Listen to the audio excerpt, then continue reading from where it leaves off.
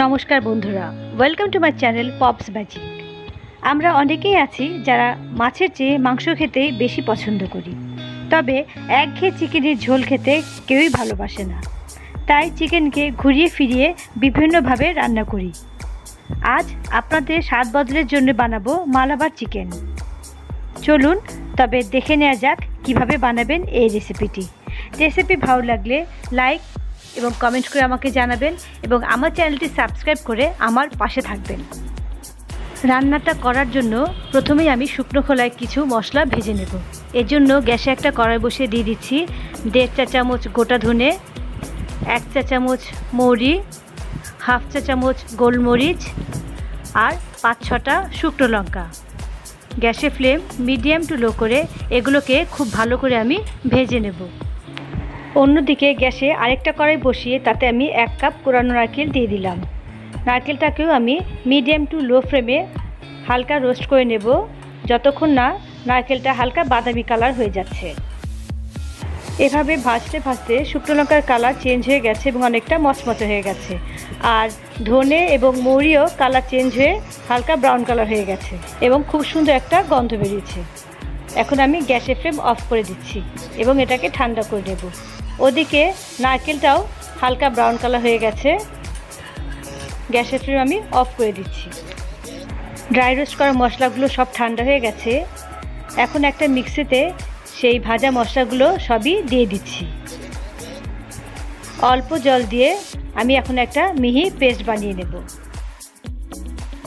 গ্যাসে একটা কড়াই বসিয়ে তাতে 6-7 চা চামচ সাদা তেল গরম করে নিচ্ছি। তেল গরম হয়ে গেছে, এখন দিয়ে দিচ্ছি কিছু কারি পাতা।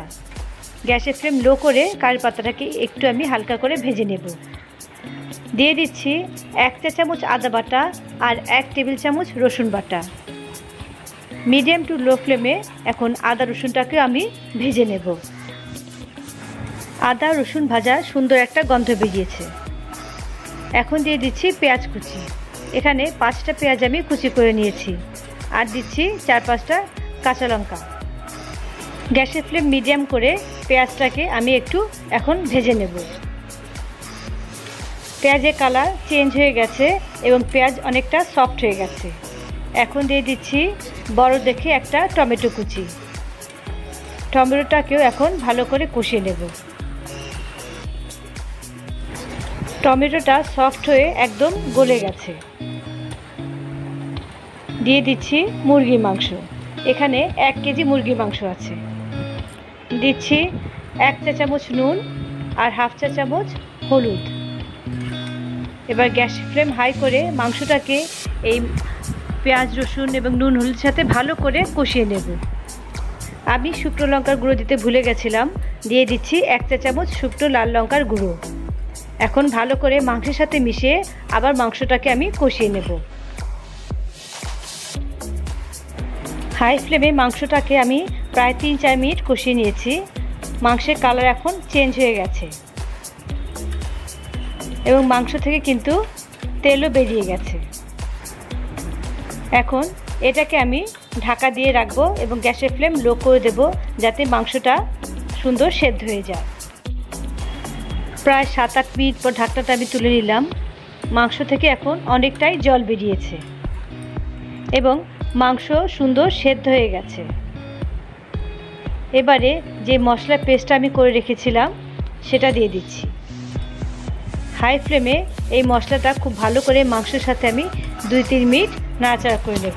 এখন গ্যাসের ফ্লেম লো করে আরও 5 মিনিট আমি ঢাকা দিয়ে রাখবো, যাতে মাংসের মধ্যে এই মশলার গন্ধটা সুন্দর ঢুকে যায়। তবে মাছে কিন্তু ঢাকনা খুলে অবশ্যই একবার নাড়া দিয়ে দেবেন, যাতে নিচে লেগে না যায়। 5 মিনিট পর আমি ঢাকনাটা তুলে নিলাম। আবারও মাংসটাকে ভালো মতো নাড়াচাড়া করে নিচ্ছি। দিচ্ছি 1/2 চা চামচ চিনি। আপনারা এটা নাও দিতে পারেন। ভালো করে চিনিটাকে আবার নাড়াচাড়া করে মিশিয়ে দিচ্ছি। এখন দিয়ে দিচ্ছি পরিমাণ মতো জল।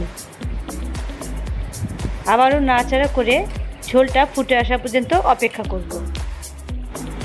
ঝোলটা এখন ফুটতে শুরু করেছে। আরও একবার সব কিছু আমি নাড়াচাড়া করে গ্যাসের ফ্লেম লো করে এটাকে ঢাকা দিয়ে রাখছি 5 মিনিটের জন্য। 5 মিনিট পর ঢাকনা তুলে নিলাম। ওপরে খুব সুন্দর তেল ভেসে উঠেছে। আরেকবার আলতো হাতে সব কিছু আমি নাড়াচাড়া করে দিচ্ছি। রান্না কিন্তু হয়ে গেছে। এই নারকেল, কারি পাতা আর মৌরির জন্য মাংসে আলাদা একটা গন্ধ আসে, যেটা সচরাচর আমরা যে মাংস খাই তার সাথে এর টেস্টটা ঠিক মেলে না। এখন আমি গ্যাসের ফ্লেম অফ করে দিলাম। তৈরি হয়ে গেছে মালাবার চিকেন কারি। এটা দক্ষিণ ভারতের একটা রান্না।